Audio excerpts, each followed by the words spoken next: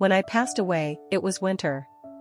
My husband, Ethan, was in another woman's hospital room, helping her try on a wedding dress. He ignored my desperate phone call and turned to praise how beautiful she looked in anything she wore. But later, he went mad searching for me and ended his life in front of my grave, begging me to wait for him. I won't wait for him because he doesn't know that from the moment he passed, we were once again separated by life and death. This wedding dress is beautiful, but I always look bulky in it, Laura said, comparing the intricate dress against herself, reluctantly putting it down after looking in the mirror for a long time. Ethan stepped forward and hugged her. In the large dressing mirror, Laura leaned sweetly against his chest, and the tenderness in Ethan's eyes was like a sharp knife stabbing into my heart. How could you look bulky? You're the most beautiful in my eyes. Behind them was a large expanse of white and a messy hospital gown on the bed, indicating that this was a hospital. I had also been there, begging my husband Ethan, whom I had pleaded with for 3 years to marry me, to go back and sign a contract. But he just looked at me coldly. How long are you going to be jealous? Laura is seriously ill, can't you have a little sympathy? Sympathy? All I knew was that I had spent nearly a month negotiating that contract with the partner, drinking until my stomach bled before finally securing it. But Ethan, at Laura's single complaint of feeling unwell, had dropped his pen and hurriedly left the signing site.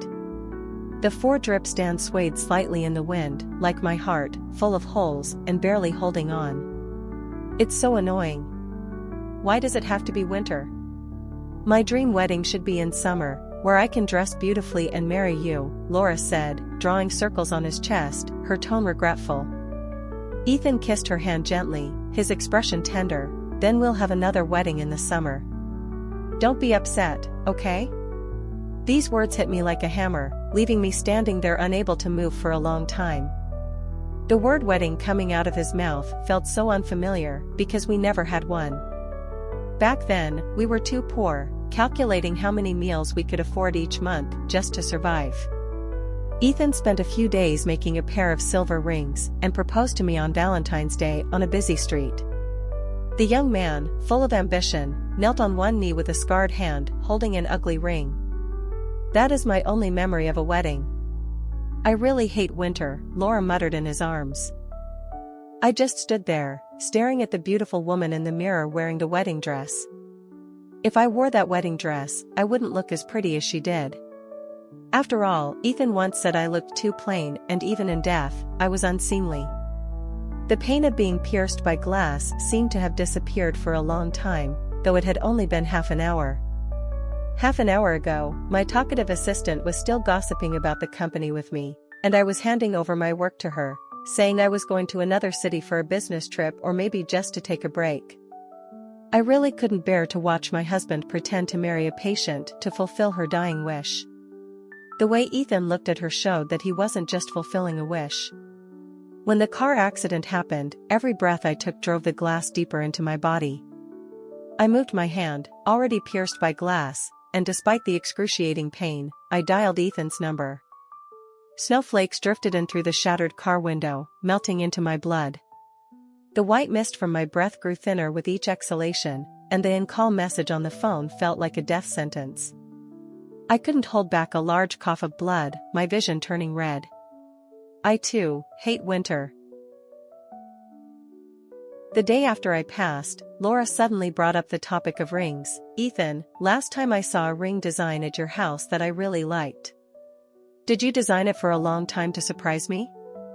Ethan paused in peeling the fruit for her. I saw the confusion on his face, because he had never drawn a ring design. After settling Laura, he went home. I followed him as he entered, watching him expressionlessly pass by the now empty closets and rooms, searching everywhere. Finally, he found the design of our wedding rings I had drawn. It was a trivial fantasy of mine when we were poor, dreaming that one day we could afford to make a beautiful and expensive pair of rings according to my design. That design had gathered dust. When I showed it to Ethan, he didn't even glance at it. I don't like this design. I'll buy you a better one in a few days. But he forgot even that. I tried desperately to snatch the design from his hand. It was mine. But I forgot that I was just a soul and couldn't do anything. Ethan had those rings made and solemnly proposed to Laura in the hospital. He still knelt on one knee, but this time in a neat, handsome suit, his hands now long and beautiful from years of privileged living. "Laura, you are the heartbeat of my youth, my unattainable moonlight. Will you allow me to take care of you and love you?" Patients and nurses in the hospital courtyard stopped to watch. They all looked envious at the tearful Laura. Hospital, serious illness, proposal. These three keywords combined always seemed like a touching love story, so when Laura agreed, she easily received everyone's blessings. The ring was even more dazzling and beautiful than I had imagined, and Ethan placed it on Laura's finger. I watched two familiar figures walk up to hold Laura's hand, kindly placing a silver bracelet on her wrist. They were David's parents. I floated, dazed, beside Laura. The love in his parents' eyes was so palpable, as if they wished Laura were their daughter. The overwhelming emotions tore at me, distorting their kind faces into sharp, mean expressions. "Lynn, I heard from my son that you're an orphan?" Their words violently reopened my wound, but I could only force a smile through the pain. "Auntie, I'm an orphan, but I have a stable job." How could our Ethan, such a talented young man, end up with someone like you, who is neither outstanding in looks nor has a family to support him? What good is a stable job? You're just dragging him down. This time, Ethan's mother pulled him aside, disapprovingly. "Son, how long will this woman live? You're paying for her medical expenses too. Don't end up losing both the person and the money." Ethan uncharacteristically lost his temper in front of his mother, his tone heavy. "Mom, don't say such things in front of Laura. It will upset her, and it will upset me and Dad too." His mother quickly compromised. All right. My son's taste can't be wrong. Laura is much better looking than the last one." Ethan responded with a grunt, just as he hadn't defended me when his mother had humiliated me. So he could defend someone and knew how hurtful his parents' words were, but he just wouldn't defend me. He thought I wasn't worth it. On the third day after my passing, Ethan eagerly selected the wedding venue, an activity he had once considered tedious, with Laura in the hospital.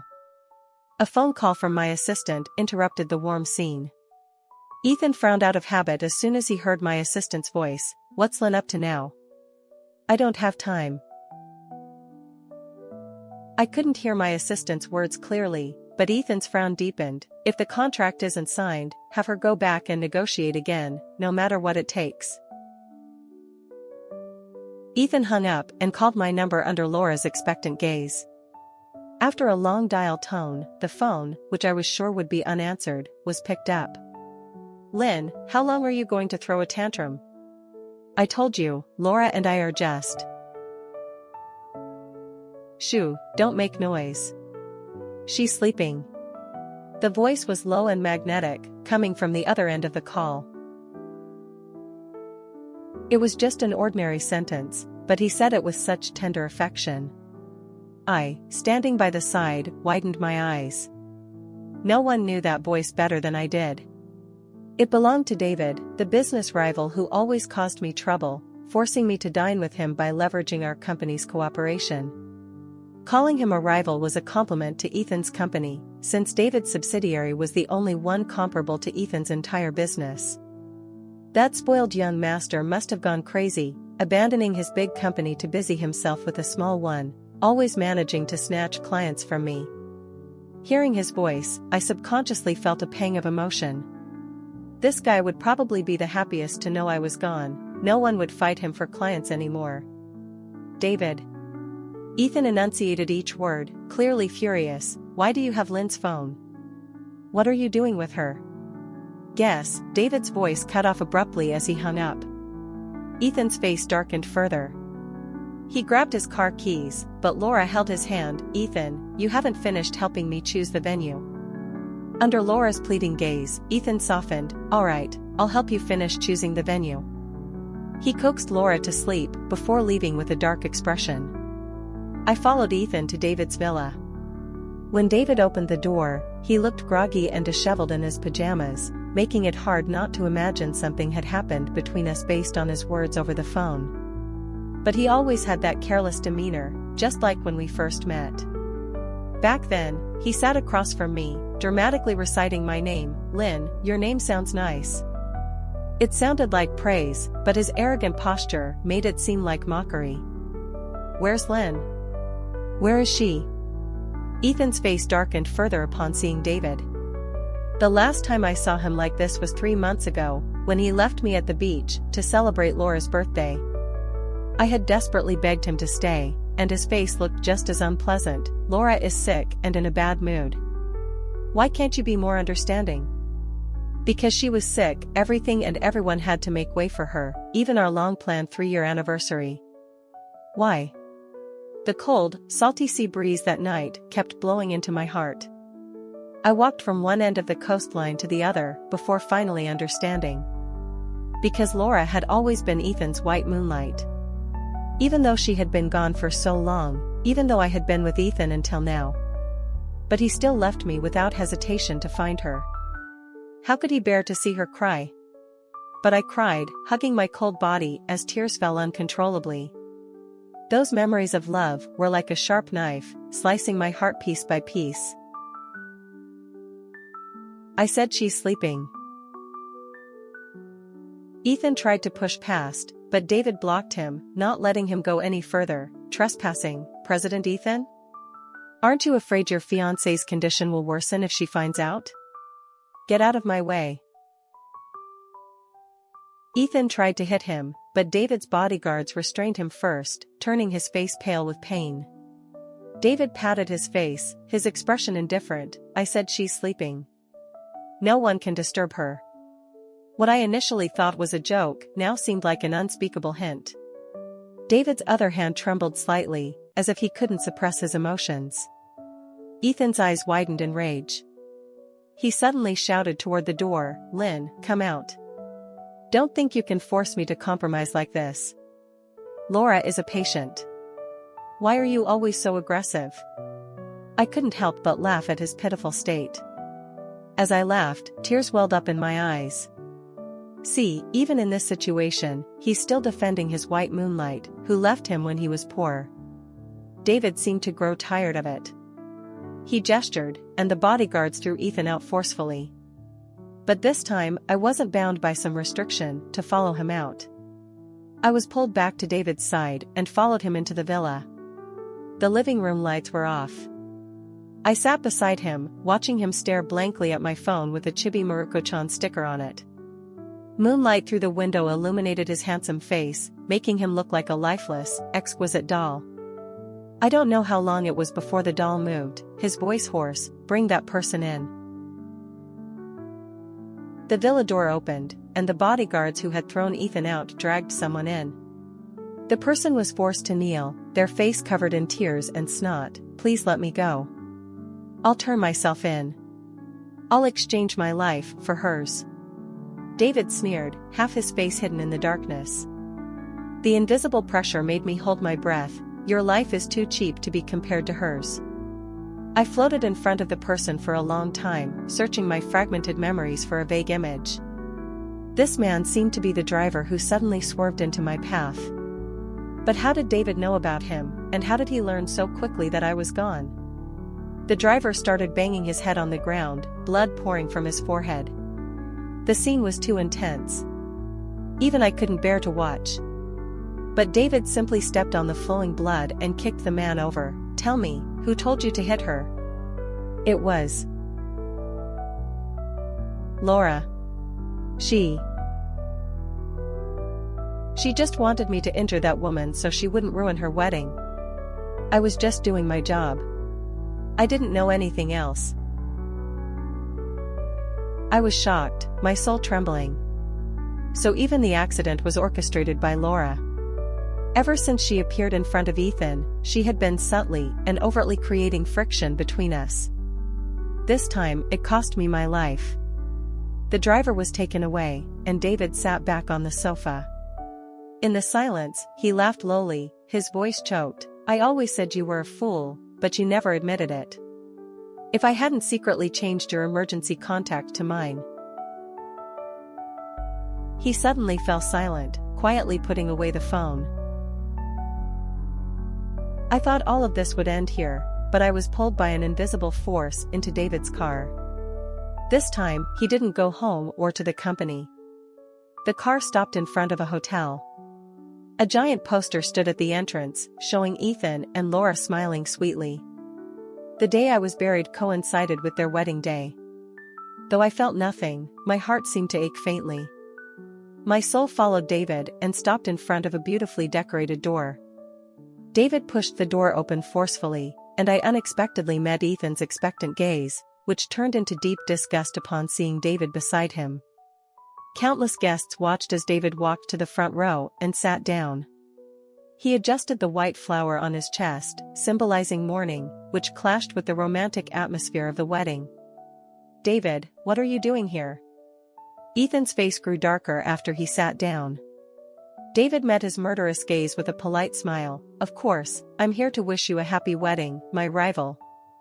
Ethan clenched the ring he was about to exchange. Having been by his side for so many years, I knew this was a sign of his anger. "What are you doing here? Get out."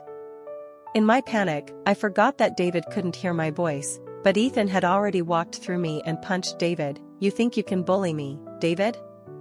I haven't even settled the score for Lynn, and you dare show up here." David wiped the blood from his mouth and punched Ethan back. They started brawling at the wedding. It was Laura who finally pulled Ethan away, her eyes filled with tears as she looked at David, whose eyes were red with anger. "David, you're welcome to bless us, but did you have to come dressed like this? Are you unhappy and can't stand to see others happy?" Everyone in the upper circles knew that David's parents were notorious playboys, which was why he took over the family business. Laura's words were like dancing on David's sore spot. But David laughed, his wound splitting open and blood flowing. "Then I wish President Ethan eternal happiness." He adjusted the blood-stained white flower on his chest again and left under the gaze of the guests. I was trapped in Ethan's restraint, unable to do anything but watch David walk further and further away. The wedding ended hastily after David's departure. Ethan took Laura to the hospital.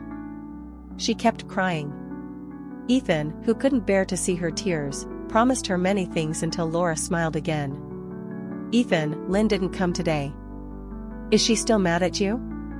It's all my fault for being sick. This is my only wish. How could she compare to you? Even if she died, it's what she deserved. Don't think too much, okay?" I watched coldly as he hugged Laura, who flashed a cunning smile behind his back. I used to say his predictions were always wrong, but this time he was right. I died. That night, he went home again, and when the car stopped downstairs, he looked up and could still see the bedroom light on.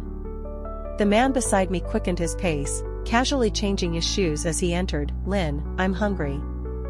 I want your lotus root and pork rib soup." But the house was still empty, with only his voice echoing. Growing impatient, Ethan walked into the bedroom. "Lynn, didn't you hear me?" The bedroom was still arranged as it had been when he left, but this time Ethan finally saw the divorce papers on the cabinet. I watched as he picked up the divorce papers, looked at them for a long time, and then suddenly tore them to pieces, sneering. "Lynn, I've already cut off your card. You'll come back begging me." I laughed beside him, but the more I laughed, the more my heart ached. What kind of person had I loved, who wouldn't let me go even after my death? The next day, Ethan was called to the company by a phone call from my assistant. The contract I had worked so hard to secure was snatched by David. They were going to sign it today. That project was insignificant to David but crucial for Ethan's company to advance to the next level. "Still can't reach Lynn?" Ethan's tone was terrible, probably because Laura had kept him up all night with her demands. My assistant responded sharply, "President Ethan, aren't you the CEO of this company? Why do you always rely on Lynn to handle everything?" Ethan was rendered speechless by her retort. Indeed, he had never bothered with such trivial matters, assuming I could handle everything alone. When Ethan arrived at the signing site, it hadn't started yet. David wasn't surprised to see him there. Ethan stood outside the door, clutching the proposal tightly, feeling embarrassed. I had felt the same way, but I had to put on a smile and beg them to give the company a chance. He seemed to struggle with the words, but had to put aside his pride for the company's sake. "Mr. Smith, could you reconsider our proposal?" Before he could finish, Mr. Smith waved him off. "Reconsider? You stood me up last time. How dare you ask me to reconsider?" To secure the project again, Ethan drank heavily with Mr. Smith, going to the bathroom to vomit several times. But Mr. Smith's capacity seemed endless, and by the end, Ethan was barely conscious. Mr. Smith sighed. "With this drinking capacity, you still hope to secure the project? Your company's employee drank herself into the hospital, begging me for this project." Ethan stared blankly at the still clear-headed Mr. Smith across from him, his voice hoarse. "And then?" "And then?" Mr. Smith chuckled. "Then, out of pity for her being a girl and ending up in the hospital, I gave her the project. But you didn't want it." I watched coldly as Ethan slumped over the table, his eyes growing redder. He had drunk too much, and he vomited again. The room reeked of vomit and alcohol. Mr. Smith fanned the air in distaste before finally signing the contract with David in front of Ethan. David, looking down at him, taunted, "Does the alcohol taste good?" Lynn drank the same, but what happened to her? What happened to her? That night, my assistant rushed me to the hospital. The doctor said I had a bleeding stomach and needed surgery, requiring a signature. The burning pain in my stomach made me desperately call Ethan, but he never answered, eventually turning off his phone. I stared at the call screen for a long time before realizing it was Laura's birthday. I must have interrupted her wish. In the end, my assistant signed the papers, and I stayed in the hospital alone for half a month. During that time, I tried calling Ethan, but it was Laura who answered. "Ethan, someone's calling." I heard her gasp and then the sound of the phone dropping. I couldn't stop vomiting, my stomach still in turmoil. Laura was already seriously ill, yet Ethan still had the heart for her. The man I loved must have been rotten for a long time without me noticing. "Shut up." Ethan staggered to his feet, trying to punch David, but his legs gave way, and he fell into his vomit. Ethan was eventually taken to the hospital by the cleaning staff. I floated beside him, watching as Laura, carrying in 4 drip, came over from another ward. "Ethan, are you okay?" "It's all my fault." Ethan was awakened by her sharp cries, his face even paler. But he still hugged Laura, wiping away her tears. "It's okay. I'm still here. It's okay." He murmured like he hadn't yet recovered from the previous night's drinking session, unsure if he was comforting Laura or himself. Out of his sight, Laura fanned the air in disgust. Ethan reeked of vomit. Losing that project was just the beginning. Ethan hadn't recovered from his stomach ailment when another project was halted, even with penalty payments. Dragging his still ailing body back to the company, Ethan frantically called me, but all the calls went unanswered. He slumped in his chair, the once proud young CEO now reduced to a stinking, disheveled shell. My soul was drawn to David's villa. "Lynn, come out. Let's talk. The company is in trouble. It's your hard work too. Can you really watch it collapse?" "Lynn." Ethan's veins bulged with anger, and I felt a surge of satisfaction. So he did know that the company was built by both of us. He must have forgotten what it looked like in its early days. The only response was the bodyguard at the door chasing him away. Ethan left David's villa in despair, and my assistant submitted her formal resignation that day. She left with a large group of the company's key personnel, venting her long-held grievances in front of Ethan. My qualifications shouldn't have kept me in this company. If it weren't for Lynn, who would want to work here for such low pay and put up with your attitude? Ethan slumped in his office chair, staring at her blankly, as if he had heard her, but also hadn't. While he was busy at the company, bad news came from Laura's side. She couldn't repay her high-interest loans and cried pitifully on the phone, begging Ethan for help. I watched the man I had loved for 7 years coldly hang up the phone, chilling me on a hot day. Ethan's love was like an empty promise, seemingly close but ultimately a lie when needed.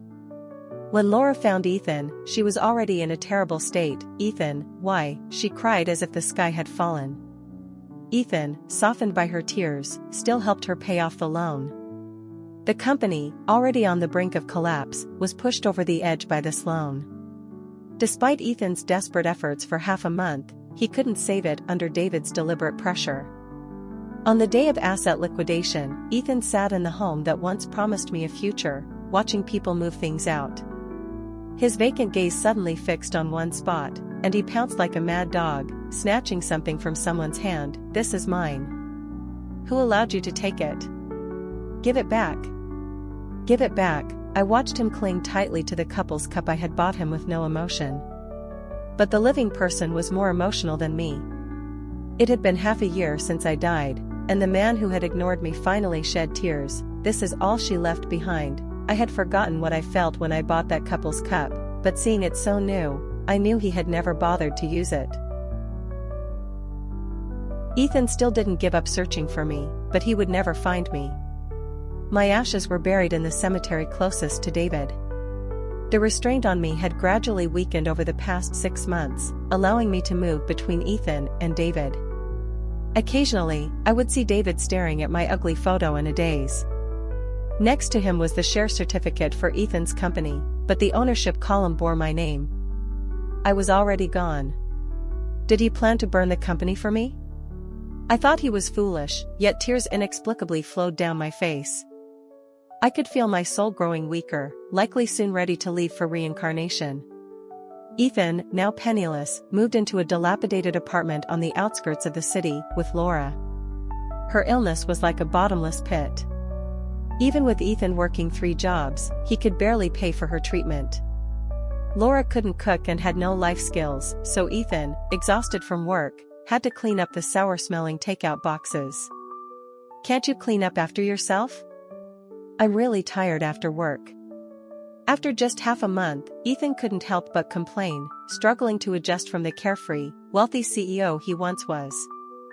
"You have to clean it up yourself. I plan to throw it away tomorrow." Laura didn't even look at him, her fingers flying over her phone. Ethan suddenly snatched her phone, and the chat log on the screen was explicit. Ethan's chest heaved with rage. He threw the phone at Laura. "You gave me a green hat. How dare you?" He was so angry that he choked Laura, whose face turned from red to white, already showing signs of suffocation. But Ethan didn't loosen his grip. Desperation made Laura's hands flail wildly. She finally grabbed an ashtray and hit Ethan's head, saving herself. "Why? Why did you do this to me?" Ethan's head was bleeding profusely. "Wake up, Ethan. Did you really think I would suffer with you? You think I'm Lynn? Sure, she stayed with you through poverty and wealth, but what about you?" Laura, still furious, kicked him. "In the end, you left her for me. Do you think you're some great guy?" Laura took the last valuable items from the rundown apartment. Ethan's phone was within reach, but he lay there, blood covering his face. "Lynn, haha, Lynn." Choking sobs prevented him from saying more. He cried uncontrollably. He must have remembered me, remembered the hard times I spent with him. In the dim light, he staggered to the balcony. That night, Ethan jumped off the building. The apartment was on the 3rd floor, so he didn't die, but broke a leg. With no money for treatment, he was discharged early and found a job washing cars, sitting on the ground to scrub tires. I watched Ethan wash tires for half a month. His disability made him a target for a corrupt boss who deducted his wages for various reasons. Ethan silently endured it all. After jumping off the building, he seemed like a soulless shell, at the mercy of others. It wasn't until David stood before him that Ethan showed a reaction. "Where is Lynn?" Having not spoken for a long time, his voice was strange and harsh. David ignored him, but Ethan clung to his trousers, refusing to let go. "Tell me where Lynn is. Where is she?" The boss noticed the commotion and kicked Ethan. "How dare you bother a customer? You cripple." Ethan didn't let go, still clinging. "Tell me, where is she?" The boss kicked him several more times until he was bleeding. Only then did David signal for him to stop. "You're still pretending to be devoted? Fine, I'll tell you." David shattered Ethan's hopes. "She's gone." "Do you know when she died?" "While you were with your fiancé." Ethan's eyes widened, and his grip loosened. "Impossible. She went on a trip to clear her mind. She was just angry with me." "How could she be gone?" "You're lying." He looked up, his eyes bloodshot, startling even me. "You're lying. She was just angry with me. If she had been found earlier, she might have been saved. But your phone was unreachable. You know whether you answered or not." David brushed off his trousers in disgust. Ethan, lost in his emotions, didn't notice David leaving. I turned away, unable to watch his madness any longer. Late remorse is worth less than grass. Besides, it wasn't even genuine remorse, just him realizing my worth after losing everything. Later, Laura returned once, wearing a hat and sneaking in with a spare key.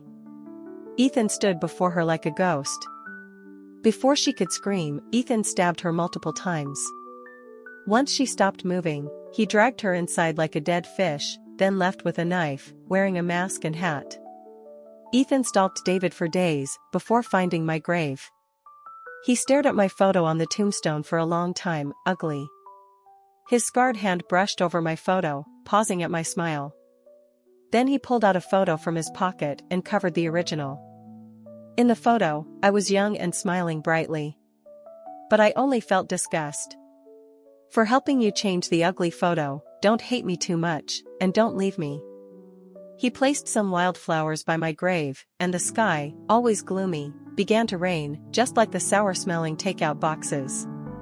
This time, Ethan took out a knife and harmed himself several times. As he collapsed, he muttered, "Lynn, I'm here to join you." At the moment he died, my soul began to lose control. I thought, after witnessing Ethan's miserable life, I could finally move on to reincarnation. But I still felt unwilling. Unwilling to have wasted my life on a scumbag, and unwilling to leave without responding to David.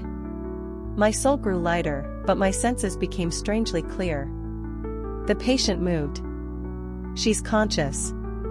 Her eyelids just twitched. "Prepare for emergency treatment."